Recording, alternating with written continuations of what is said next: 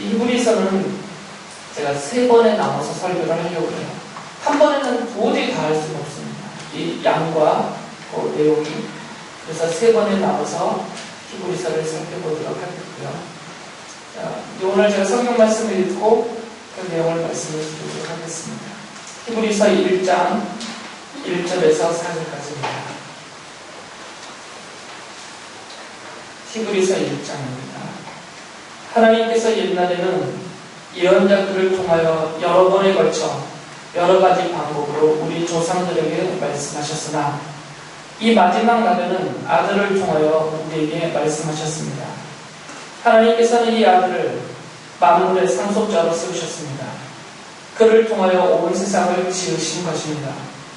그는 하나님의 영광의 광채시여 하나님의 본체대로의 모습이십니다. 그는 자기의 능력 있는 말씀으로 만물을 보존하시는 분이십니다. 그는 죄를 깨끗하게 하시고서 높은 곳에 계신 존엄하신 분의 오른쪽에 앉으셨습니다. 그는 천사들보다 훨씬 더 높게 드셨으니 천사들보다 더 빼어난 이름을 물려받으신 것입니다.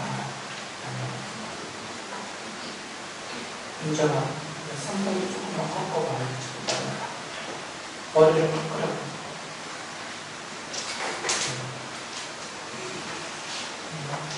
지금 읽어드린 이 본문의 내용만 들으셔서는 무슨 말인지 감이 잘 안 잡히실 거예요. 이 히브리서는 바울 사도가 썼다라는 분들도 많고요. 또 바울 사도가 쓰지는 않았고 이름을 정확히 알 수 없는 구약 성경에 능통한 어떤 분이 썼다라는 분들도 많습니다.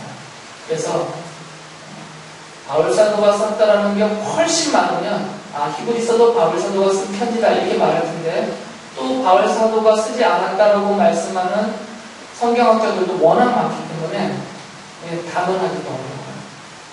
그래서 그냥 히브리서 저자 이렇게 그냥 부릅니다. 그분이 바울 사도일 수도 있고 혹시 아볼로일 수도 있고 또 다른 누구일 수도 있기 때문에 그냥 히브리서 저자 꼭 바울이라고 해야 될 이유는 없으니까 히브리서 저자가 썼다 이렇게 그냥 편의상 말씀을 드리고요. 이 히브리서 저자가 히브리서를 쓴 이유는 이것도 이제 편지죠. 왜 히브리서라고 말을 붙였냐면 이 히브리서를 성경, 신약 성경을 이렇게 모을 때 편집하여 모을 때 이분들이 이 히브리서의 이 편지의 내용을 이거는 히브리인들, 유대인들을 대상으로 보내진 것이다 라고 이렇게 생각을 했어요, 처음부터. 그리고 내용도 사실은 그런 것들이 훨씬 많고요. 그래서 그 위에다가 히브리인에게 라는 것을 부제목으로 붙여놨던 거죠. 그래서 전통적으로 히브리서 이렇게 말을 하는 것이지 원래 이 편지 이름이 이것은 히브리서다 이런 것은 아니에요. 편의상 붙여놓은 이름이죠. 다른 것도 마찬가지예요. 저번 주에 봤던 빌레몬서도 빌레몬에게 보낸 편지이기 때문에 제목을 빌레몬 뒤에다가 편지서자 써서 빌레몬서 이렇게 편의상 이름을 붙여놓은 거죠. 그래서 이 히브리서도 수신자와 그 내용상 이것은 히브리인들이 주 대상자다라는 뜻에서 히브리서라고 말을 했을 뿐이고 실제로 이 내용은 항상 제가 말씀드리듯이 교회와 성도인 우리들을 향한 하나님이 주신 말씀이에요. 그렇게 받으시면 됩니다. 그래서 이 히브리서 저자가 왜 이 편지를 썼냐면 크게는 2가지 이유 때문에 썼어요. 첫째는 하나님의 아들이신 예수 그리스도가 어떤 분이신지 그것을 알려주겠다라는 의도로 썼고요. 이게 첫 번째입니다. 그러니까 히브리서를 여러분이 읽을 때 히브리서의 저자가 지금 이 독자인 나에게 무엇을 알려주고 싶어 했냐면 하나님의 아들이신 예수 그리스도는 이런 분이다라고 설명을 해주고 싶은 거예요. 지금 이게 첫 번째입니다.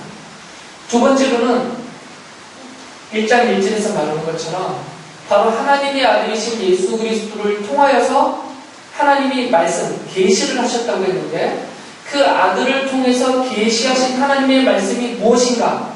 이것을 설명해 주는 거죠. 이 두 가지입니다.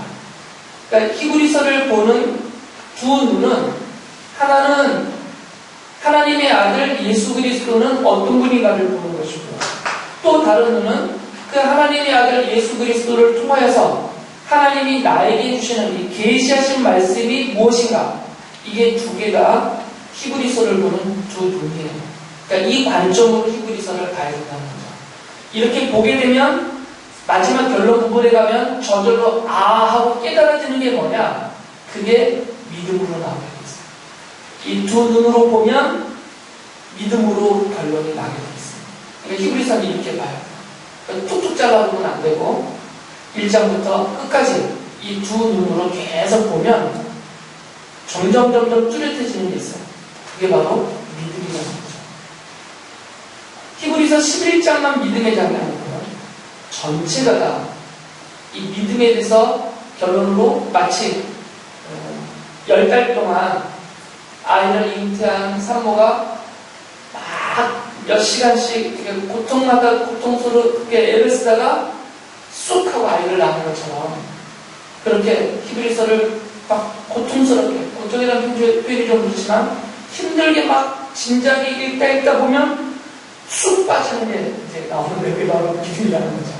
저는 아이를 안 낳아서 얼마나 시원한지는 모르는데요, 아이를 낳은 엄마들은 너무 시원하대요. 쑥 빠져서. 물론 수술하신 분은 조금 다르거든요. 근데 이게 순산하신 분들은, 자연분만 하신 분들은 정말 소리가 들린다고 그러죠. 쑥 이런 소리가.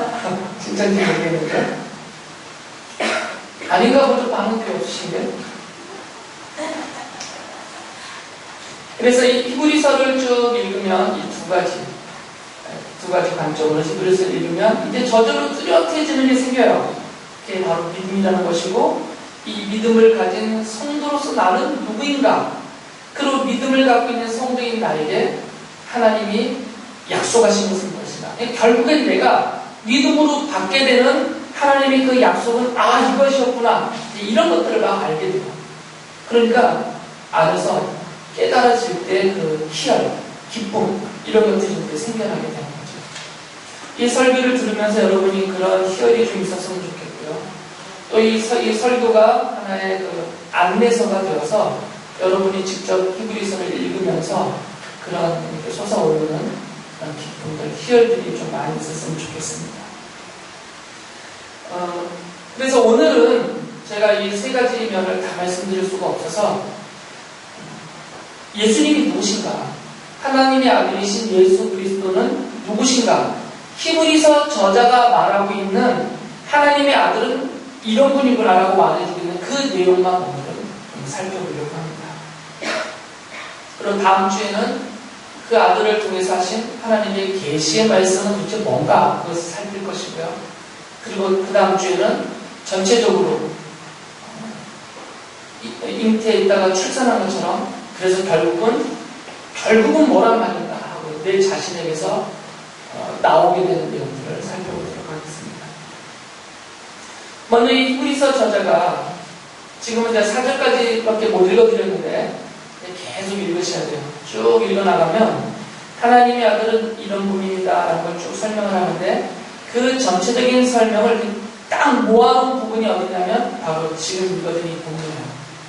이 본문 안에 히브리서 저자가 말하고 싶은 하나님의 아들 예수 그리스도가 이런 분이다라는 것을 확 함축시켜놨고요.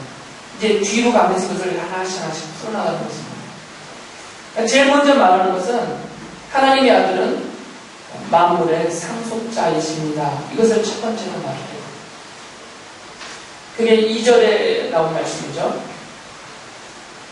이 마지막 날에는 아들을 통하여 우리에게 말씀하셨습니다. 하나님께서는 이 아들을 만물의 상속자로 세우셨습니다 라고 말해요. 그러니까 하나님의 아들 예수 그리스도는 만물의 상속자라는 겁니다. 제가 여기서 그 1절과 그 2절 상반절 부분에 대해서는 제가 말씀을 따로 안 드려요. 이것만 가지고 또 몇 번을 설교를 해낼 만큼 이 계시에 대한 내용이 많기 때문에 신학교가 아니어서 이 부분은 제가 설교 시간에 빼려고 해요. 이거 말하다 보면 너무 머리 아플 것 같아서.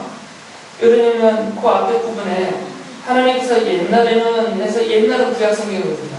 예언자들을 통하여 여러 번에 걸쳐서 여러 가지 방법으로 우리 조상들에게 말씀하셨다. 이 부분을 설명하려면 구약 성경을 다 말해야 되잖아요. 그게 구약 성경을 말하는 겁니다. 그래서 이 부분은 저는 안 하려고요. 그냥 하나님의 아들 예수 그리스도에 대한 얘기만 제가 말씀을 드리려고 합니다. 먼저 살펴야 될 것은 이 세상 만물은 하나님의 소유다. 이것을 전제를 하게 되어 있어요. 세상 만물은 하나님의 소유다. 이 만물이라는 표현은 하늘과 땅과 그 안에 있는 모든 것을 있죠. 하늘도 포함되고 땅도 포함되고 그리고 그 안에 존재하는 하늘과 땅과 그 온 우주 안에 존재하는 모든 것을 만물이라고 말하는 것입니다. 이 만물은 다 하나님의 소유입니다. 왜 그러냐면 하나님이 창조하셨기 때문에 하나님이 만드셨고 그래서 모든 것들은 하나님의 소유인 것입니다. 여러분이 낳은 아이들조차도 여러분의 소유라고 생각하시는 게 엄마들의 마음이죠. 내 것이라고 여깁니까? 원래는 아니지만 그러니까 내가 만든 것, 내가 존재하게 한 것들 이것들은 다 내 소유더라는 생각이 우리 인간에게 다 있어요. 그래서 이 소유의 개념은 만든 존재, 창조하고 만든 그 손에 소유가 있다, 소유권이 있다 이런 개념이 우리에게 다 있습니다. 그래서 성경의 저자는 하나님이 이 만물을 창조하신 분이기 때문에 이 만물은 하나님의 것이다. 이것을 전제로 말해주고 있어요. 그랬는데 하나님의 소유인 이 만물을 지금 그의 아들이신 예수 그리스도에게 상속해 주셨다라고 표현하고 있어요. 그래서 하나님의 아들을 만물을 상속받은 상속자다라고 말하는 것이죠. 만물의 상속자다.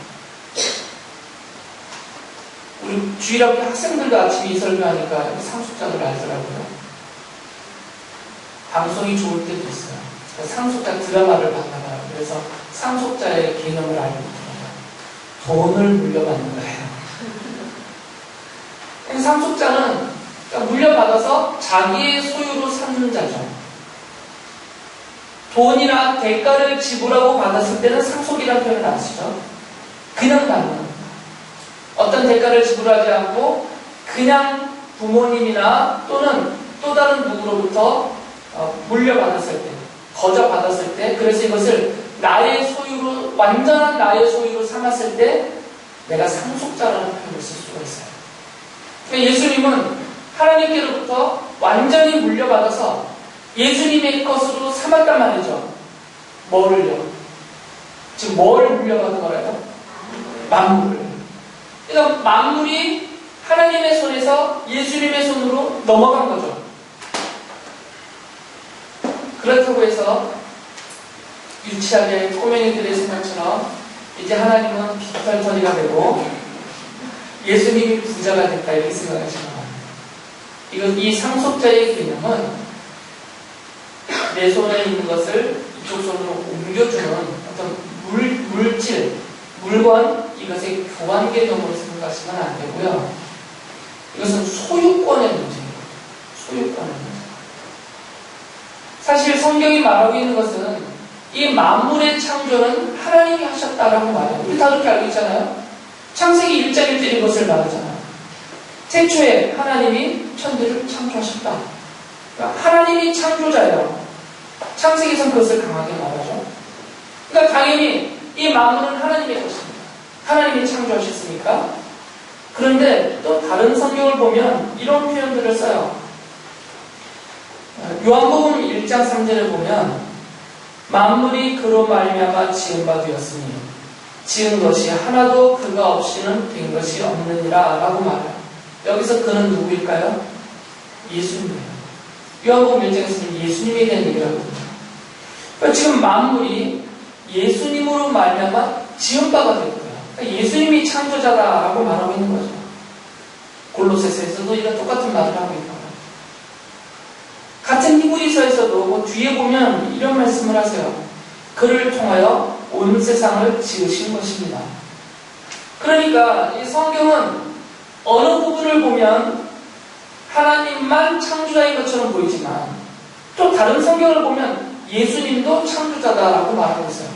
그러니까 성경은 전체적으로 보면 하나님도 창조자이시고 예수님도 창조자이신 것이에요.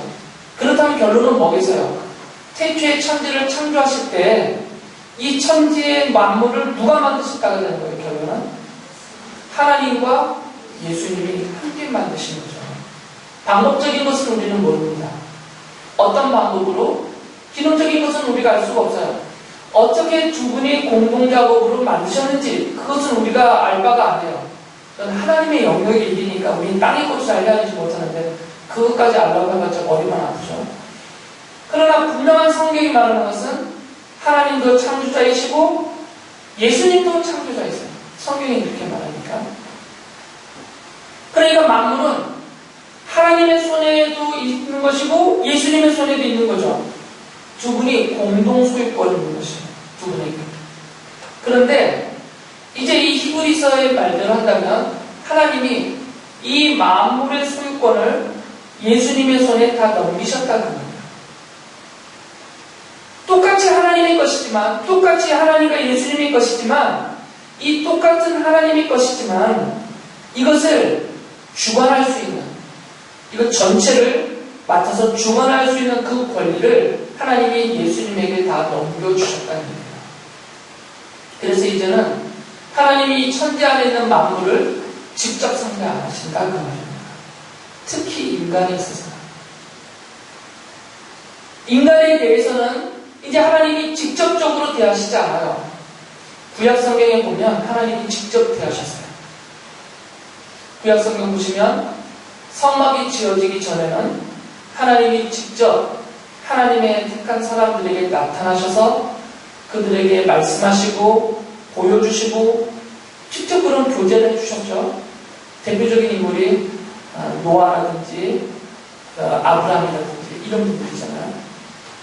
그 이후로 이제 성막과 성전이 지어진 다음에는 하나님이 그 성막과 성전에 임재하고 계시다라는 상징적인 표시들을 해주셨어요.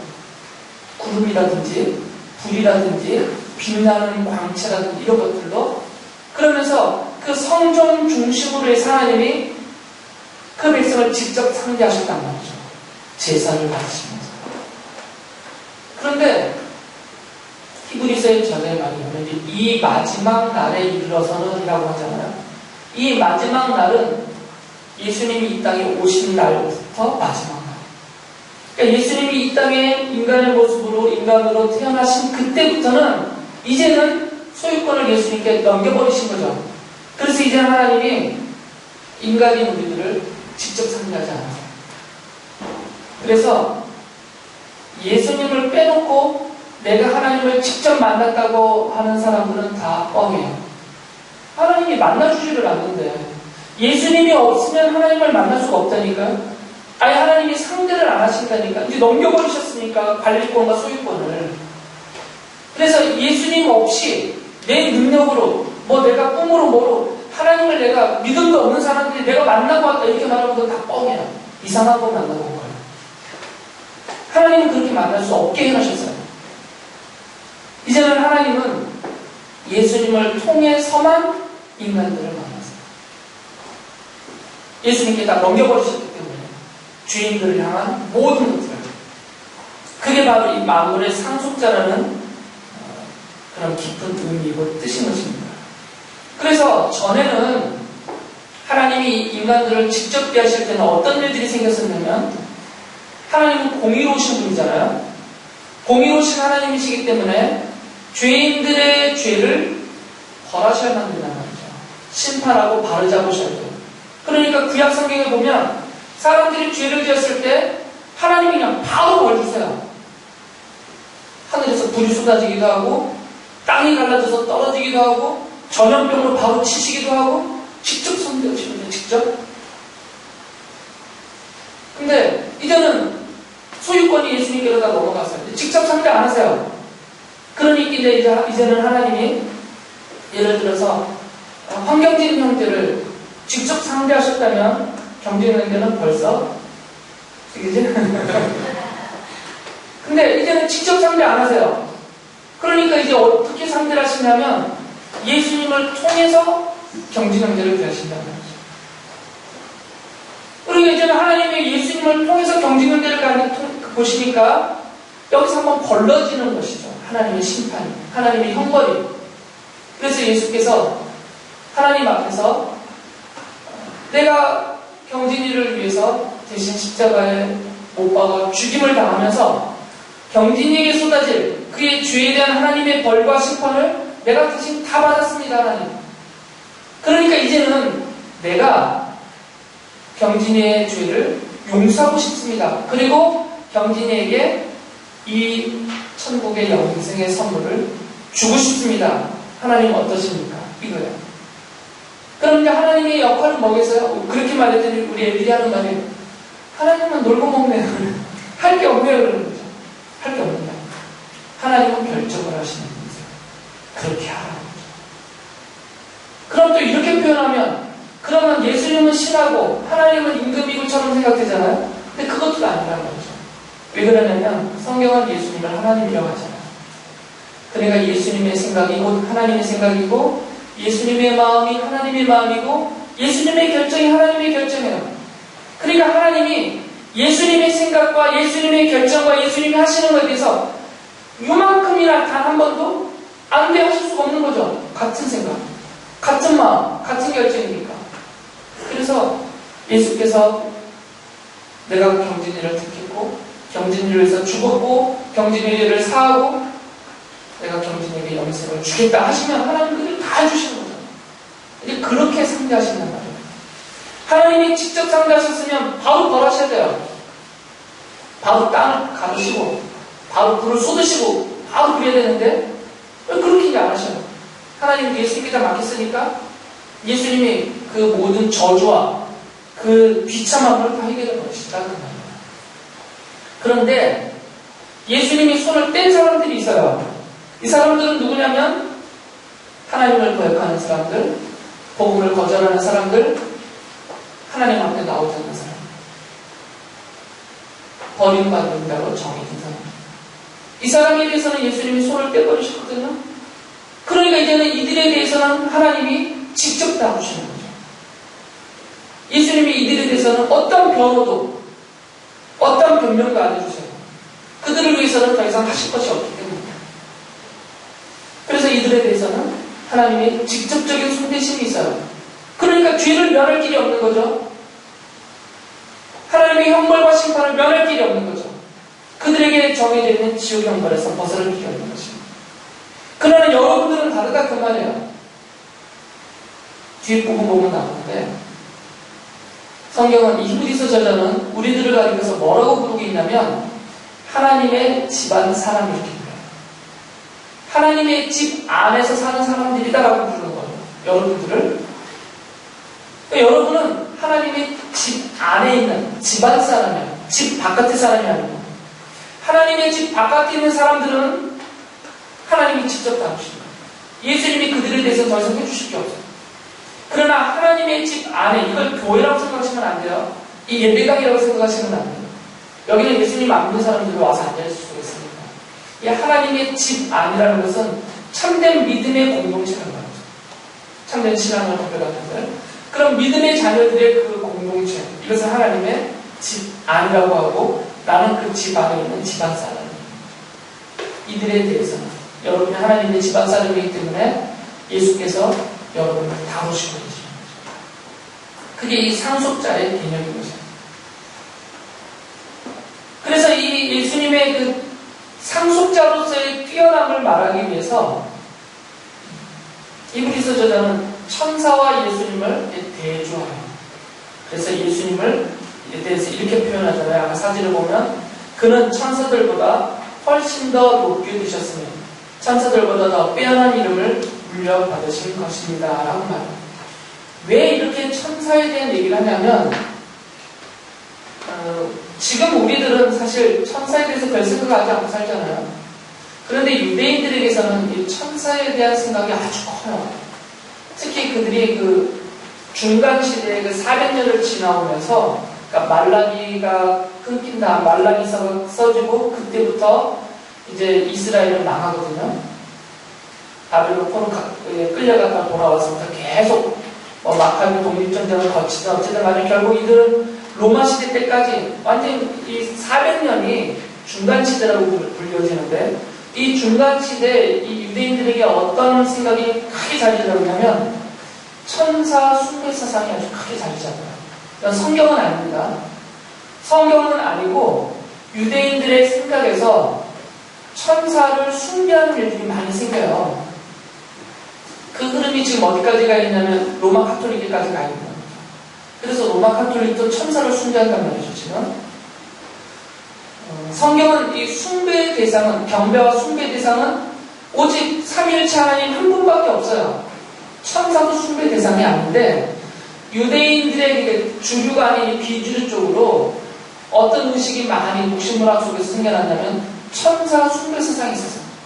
천사를 귀한 존재예요.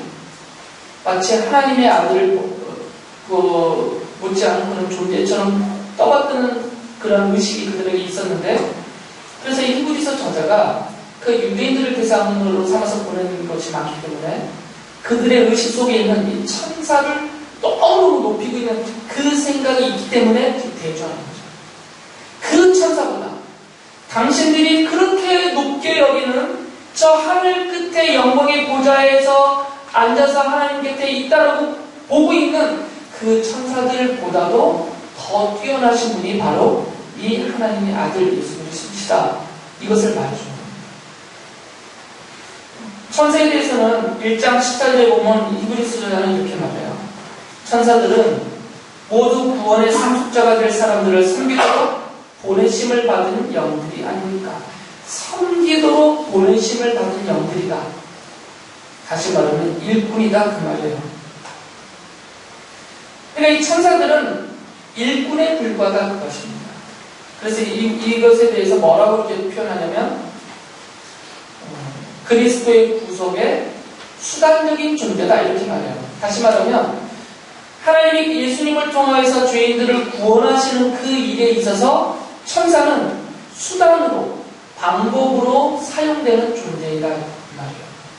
그러니까 천사는 하나님의 아들도 아니고 숭배의 대상도 아니고 하나님과 예수 그리스도께서 우리 죄인인 우리들을 구원하시기 위해서 사용하시는 도구다 그 말이죠. 그 표현이 지금 1장 14절 얘기예요. 천사들은 모두 구원의 상속자. 지금 만물의 상속자는 예수 그리스도신데 예수께서 우리들에게 생명을 상속해 주신단 말이에요. 그래서 구원의 상속자가 되는 거죠. 우리들은 2차 상속자가 되는 거죠. 구원의 상속자인 성도들, 바로 우리들을 말해요. 우리들을 섬기도록 보내심을 받은 영들일 뿐이다. 그 말이에요. 그리고 비교가 안 된다는 것이죠. 예수께서 이 땅에 오셨을 때는 천사들보다 못한 모습을 보이셨어요. 왜 그러냐면 이 땅에 오셔서 고난을 당하셨죠. 심지어 죽임까지 당하셨습니다. 천사들은 고난을 안 당하죠. 누가 천사를 고난을 받쳐요? 누가 천사를 죽일 수가 있어요? 그 높은 존재인데. 그러니까 이런 면에 있어서는 천사보다 낮아지셨다라는 것이에요. 그게 지금 이 히브리서에 나오는 거거든요. 이 장에. 그러니까 천사보다는 낮아지셔서 죽음의 고난을 당하셨지만 그러나 바로 그 그리스도는 부활하셨고 다시 하늘에 오르셔서 영광과 존귀의 멸관을 쓰시고 그 거룩하시고 존엄하신 하나님의 자리에 앉으셨다라고 2장 9절이 말해요. 그리고 하나님은 천사를 포함한 모든 만물을 그리스도의 발 아래 두셔서 그리스도에게 복종하게 하셨다라고 말씀을 하죠. 그러니까 지금 예수 그리스도는 지금 만물의 상속자의 의미를 말씀드리는 거예요. 모든 것을 받아서 모든 것을 통치하고 모든 것을 다스리시고 그 다스림 안에는 천사까지 들어가서 모든 만물의 주권을 갖고 계시는 통치자이시다. 이것을 말하고 있는 것입니다. 여러분을 통해서. 그리고 뒤이어서 바로 말하는 것이 예수께서는 만물의 보존자시다라는 말을 하고 있어요. 그리스도는 만물의 상수자이기 때문에 그 모든 만물을 보존하시는 분이시다라는 거죠. 그래서 1장 3절에서 그는 자기의 능력 있는 말씀으로 만물을 보존하시는 분이십니다. 라고 말해요. 이 보존의 개념은 그냥 단순하게 있는 것을 계속 저장해 놓고 있는 것이 상하지 않도록 놔두는 상태, 이런 보존의 개념이 아닙니다. 보존의 개념, 여기서 말씀하시는 보존의 개념은 단계가 있어요. 예수님 당신께서 창조하셨잖아요. 그 창조하신 것이 상했단 말이죠. 죄인이 되어버렸어요. 우리 인간들이 죄인이 되어버려서 이것이 상해버렸어요. 그래서 이것을 다시 회복시킴이 필요한 거죠. 그래서 상한 것들을 다시 회복을 시킵니다. 잘못된 것은 바로잡으시고 틀린 것은 고치시고 부족한 것은 채워서 다시 온전케 만드시는 작업이 첫 번째예요. 그런 다음에 이 온전한 상태가 다시는 상하지 않도록 계속 지속되도록 지켜주는 것이 두 번째고요. 그리고 최후로는 히브리서 저자가 말하는 하나님이 주시는 안식인 천국에 완전히 들어가기까지 하는 것, 이게 여기서 말하는 보존의 개념입니다. 그냥 우리가 수준이 있는 것을 뭐 은행에다 넣고 이렇게 안 잃어버리게 만드는 이런 보존의 개념이 아니라 상한 것들, 죄로 인해서 파괴되고 상한 것들을 다시 회복을 시키신다는 거죠. 회복시킨 상태에서 그 다음에는 다시 상하거나 파괴되지 않도록 계속 지키고 이끄셔서 하나님이 주시는 안식인 천국에 완전히 들어가서 그 이루는 영원한 영생을 누리게까지 만드시는 것, 이것 전체가 보존의 개념이에요. 그래서 하나님의 아들은 만물의 상속자이시면서 동시에 만물의 보존자시다라고 말씀을 하는 거죠. 이 우주 만물은요, 이 우주는 하나님의 창조의 질서대로 지금 돌아가고 있어요. 그러니까 이것은 보존의 개념에 별로 속하지 않습니다. 이미 만드신 대로 잘 돌아가고 있어요. 인간들이 찾고 방해하고 파괴할 뿐이지, 그냥 내버려두면 잘 돌아간다니까. 내버려두면 인간들이 자꾸 나쁜 생각으로 바꿀 뿐이에요. 그러니까 만물은 그냥 그렇게 가요, 우주는. 그러나 우리 인간에게 있어서는 이 보존의 개념이 정확해요. 우리 인간에게 있어서 회복시키시고 지켜주시고 완전케 하시는 거예요. 그래서 이것을, 이 보존은 무엇으로 가능하냐? 지금 1장 3절에서 말씀하신 거죠. 말씀으로 보존하신다라고 했어요. 말씀으로. 왜 그러냐면 죄로 인하여서 상하고 파괴된 우리 죄인들을 다시 완전하게 회복시키는 능력은 뭐냐면 하나님의 말씀인 것이에요. 아무리 영양제를 줘도 되는 것이 아니고요. 불로 철을 먹는다고 되는 것이 아니에요. 온갖 좋은 것을 아무리 먹는다고 해도 회복되지 않아요. 몸은 좀 건강해질 수 있겠지만, 몸이야 뭐 몸짱 얼짱이 될 수는 있겠지만, 그 인간 자체는 전인격적으로 그 영혼까지 포함된 그 인간 자체는 그렇게 입으로 들어가는 거 가지고는 회복이 안 된다는 거죠. 그럼 죄로 인해서 파괴됐기 때문에, 죄로 인해서 상했기 때문에 이것을 회복시키고 온전케 하는 것은 말씀으로만 되는 거죠. 그 말씀이 무엇이냐면 바로 예수 그리스도 자체세요. 요한복음 1장이 그것을 말합니다. 예수 그리스도 자체가 말씀이고 그리스도 자체가 복음이에요. 예수님이 어떤 일을 행하셨느냐, 이것도 말씀해야 하는 부분이지만, 그러나 성경이 말하는 말씀 그 자체는 예수 그리스도란 말이죠.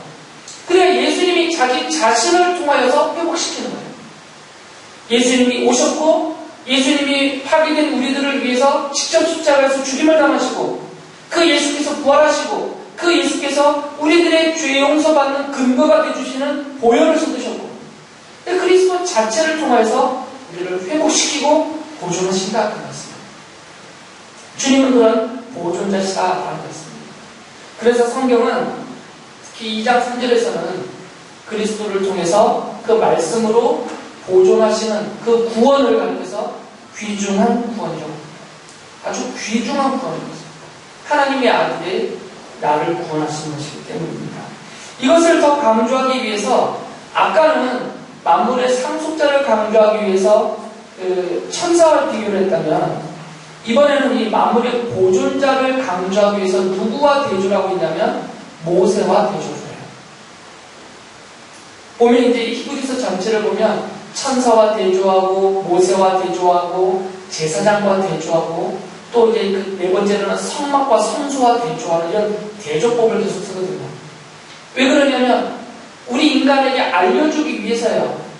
그냥 말하면 모르지만 비교하면서 말해주면 개념이 더 정확해지거든요. 어떤 거든지 그 개념을 정립하려면 그것이 아닌 것부터 얘기하면 이게 뚜렷해져가요. 이거다라는 것은 잘 이해가 안 되지만 이게 아니고 이거다라고 말하면 더 이해하기가 쉽단 말이죠. 그래서 지금 모세와 대조를 하는 거죠. 3장 3절에 보면 예수는 모세보다 더 큰 영광을 누리기에 합당한 분이십니다 라고 말하면서 이 모세를 가리켜서 3장 5절에서는 이렇게 말합니다. 모세는 하나님께서 장차 말씀하시려는 것을 증언하기 위한 일꾼으로서 하나님의 온 집안 사람에게 성실하였습니다 라고 말해요. 그런데 같은 그 3장 6절에서는 그 그리스도가 바로 이 하나님의 집안 사람을 아들로서 일꾼이 아니라 아들로서 성실히 돌보고 계시다 이렇게 표현해요. 아까 하나님의 집안 사람은 성도들인 여러분이다라고 말씀을 드렸죠. 여러분 3장 6절에 보면 우리는 하나님의 집안 사람입니다 라고 말하니까 그러니까 모세는 성도되게 해서 하나님의 집에서 영원한 천국의 안식을 누리게 하기 위한 하나님이 쓰시는 일꾼이었다 그 말이에요. 그런데 예수님은 똑같은 일을 하는데 일꾼으로서 하는 것이 아니라 아들로서 한다는 거예요. 그러니까 일꾼은 주인과 주인의 아들이 부리는 자이고 아들은 주인과 같은 권리를 갖고 자기의 뜻대로 행하는 자인 거죠. 이 차이가 어떻게 나타났냐면 모세가 누구를 인도하였죠? 누구를? 이집트 땅에서 노예살이하던 이스라엘 백성을 인도했잖아요. 그가 하나님이 보낸 일꾼으로서 하나님이 호렙산에서 모세를 만나서 모세를 보냈단 말이죠. 내 백성을 구원하겠다 하시면서 그러니까 하나님이 보내신 일꾼이었어요. 하나님이 보내신 일꾼으로서 하나님의 백성인 그 당시 집안 사람은 이스라엘이에요. 하나님의 집안 사람이었던 이스라엘을 하나님이 약속하신 안식까지 그 당시에는 상징적으로 가나안 땅이죠. 여기까지 데려가기 위해서 모세가 보냄을 받았고 하나님의 보내신 일꾼으로서 그 백성을 이끌어냈어요. 그런데 결과는 어떻게 됐습니까? 출애굽 때 제1세대는 어떻게 됐어요? 광야에서 40년 동안 살다가 다 죽었어요. 여호수아 갈렙 두 사람만 가나안 땅에 들어갔고 출애굽 1세대는 가나안 땅 들어가기 전에 광야에서 다 죽었단 말이죠.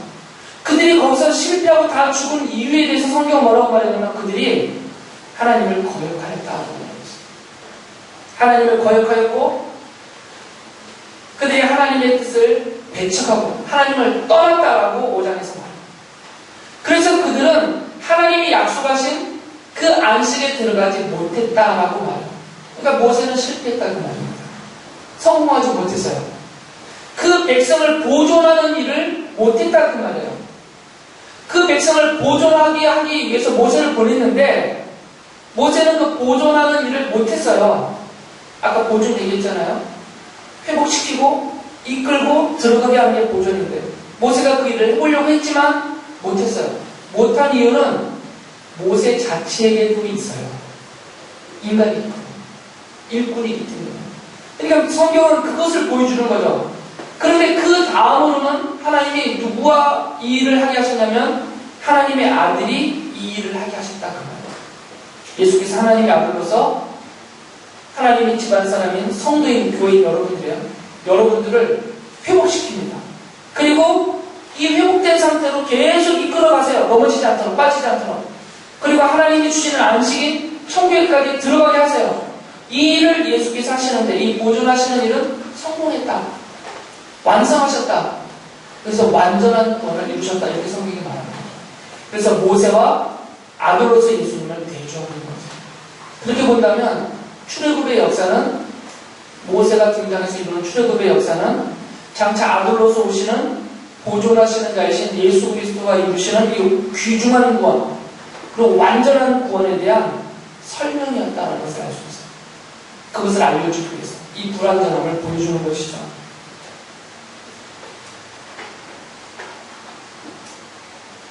이거 오늘 다 해야 되는데 3번을 못하고 있잖아요. 시간을 다 됐고 이게 오늘날 현대교회의 단점입니다. 하나님의 말씀을 다 드려야 되는데 목사가 다 할 수 없는 이런 시간적인 제약을 받고 있는. 일단 오늘은 여기서 마무리를 할게요. 나머지는 그 대제사장 부분은 다음 주에 이어서 하도록 하겠습니다. 그래서 오늘의 결론을 말씀을 드리면 예수께서는 만물의 상속자로서 나를 소유하고 계세요. 여러분들을. 그래서 아까 3장 6절에서는 여러분들을 하나님의 집안 사람이 되게 하셨어요. 하나님의 집안 사람. 그리고 또 만물의 보존자로서 여러분들의 보존자가 되셔서 죄로 이미 파괴되어 버렸다. 그래서 하나님이 직접 대하시면 심판과 형벌과 지옥에 떨어질 나를 회복시키셨습니다. 그리스도의 보혈로 십자가에서 대신 나를 위해서 죽으신 보혈로 나의 죄를 씻고 가리시고 나를 회복시켜서 하나님의 자녀, 하나님의 집안 사람이 되게 만드셨고요. 그리고 이 상태로 이제는 계속 지속시키십니다. 그리고 하나님이 주시는 안식인 천국의 영생에 들어갈 때까지 나를 보존하시는 분이 바로 하나님의 아들이시다. 그러면 이 이야기를 하는 이유는 뭐겠습니까? 히브리서 저자가 뭐하라고 이야기를 하겠어요? 믿으라는 거죠. 이것을 믿는 것이 믿음이라는 것입니다. 그리고 이 믿음에 대한 하나님의 약속이 있는데 그것은 다음번에 말씀을 드릴 겁니다.